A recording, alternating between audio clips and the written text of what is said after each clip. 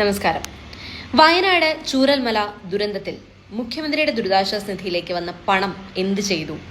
ഇതിന് കണക്കുണ്ടോ? ഉണ്ടെങ്കിൽ എത്രയൊക്കെയാണ്? ചോദ്യങ്ങൾ ധാരാളം ഉണ്ടാകും. ചോദ്യങ്ങൾ കേൾക്കുമ്പോൾ അല്പം കോംപ്ലിക്കേറ്റഡ് ആണെന്ന് തോന്നുമായിരിക്കും. പക്ഷേ ഉത്തരത്തിലേക്ക് വന്നാൽ സംഗതി ലളിതമാണ്, സുതാര്യവുമാണ്.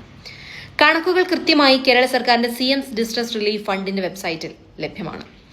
2025 ജൂൺ 25 വരെ ആകെ 770,76,79,158 രൂപയാണ് മുഖ്യമന്ത്രിയുടെ ദുരിതാശ്വാസ നിധിയിലേക്ക് ലഭിച്ചിട്ടുള്ളത്. ഇതിൽ 1032 കുടുംബങ്ങൾക്ക് 10,000 രൂപ വീതം അടിയന്തര ധനസഹായം അനുവദിച്ചു. ഇതിനായി 1,20,20,000 രൂപ ചെലവായി.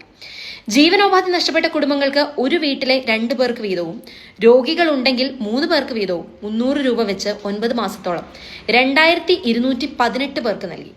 ഇതിനായി 19,09,78,000 രൂപ ചെലവാക്കി. മരണപ്പെട്ടവരുടെ ആശ്രിതർക്ക് 6 ലക്ഷം രൂപ നൽകി. 157 ആശ്രിതർക്ക് ഇപ്രകാരം പണം നൽകി.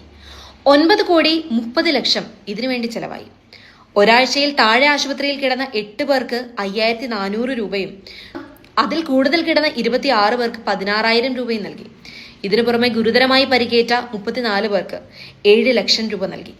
ആകെ ഈ ഇനത്തിൽ 21,59,000 രൂപ ചെലവായി. ഗുരുതരമായി പരിക്കേറ്റവർക്ക് SDRFൽ നിന്നും അനുവദിച്ച തുകയ്ക്ക് പുറമെ 40 മുതൽ 60% വരെ വൈകല്യം ബാധിച്ചവർക്ക് 50,000 രൂപ വീതവും, 60 മുതൽ 80% വരെ വൈകല്യം ബാധിച്ചവർക്ക് 75,000 രൂപ വീതവും അനുവദിച്ചു. 174 പേരെ ശവസംസ്കാരം നടത്തിയ സമയത്ത് 10,000 രൂപ വീതം ആശ്രിതർക്ക് നൽകി. 17,40,000 ഇതിനുവേണ്ടി ചെലവായി. എൽസ്റ്റൺ എസ്റ്റേറ്റ് ഉന്നയിച്ച തടസ്സവാദങ്ങളെയൊക്കെ എതിർത്ത് കോടതിയിൽ 17 കോടി കെട്ടിവെച്ച് ഭൂമി ഏറ്റെടുത്തു. പുനരധിവാസത്തിന് കൽപ്പറ്റയിൽ ഉയരുന്ന ടൗൺഷിപ്പിൽ വീട് വേണ്ടെന്ന് തിരഞ്ഞെടുത്ത 104 കുടുംബങ്ങൾക്ക് സർക്കാർ വാഗ്ദാനം ചെയ്ത 15 ലക്ഷം രൂപ വിതരണം ചെയ്തു.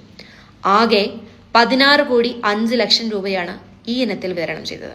ടൗൺഷിപ്പിന്റെ പ്രീ പ്രൊജക്ട് ചെലവായി കണക്കാക്കിയിട്ടുള്ള 40 ലക്ഷത്തിലധികം രൂപ കരാർ കമ്പനിയായ ഊരാളുങ്കൽ ലേബർ കോൺട്രാക്ട് സൊസൈറ്റിക്ക് അനുവദിക്കാൻ ഉത്തരവായി.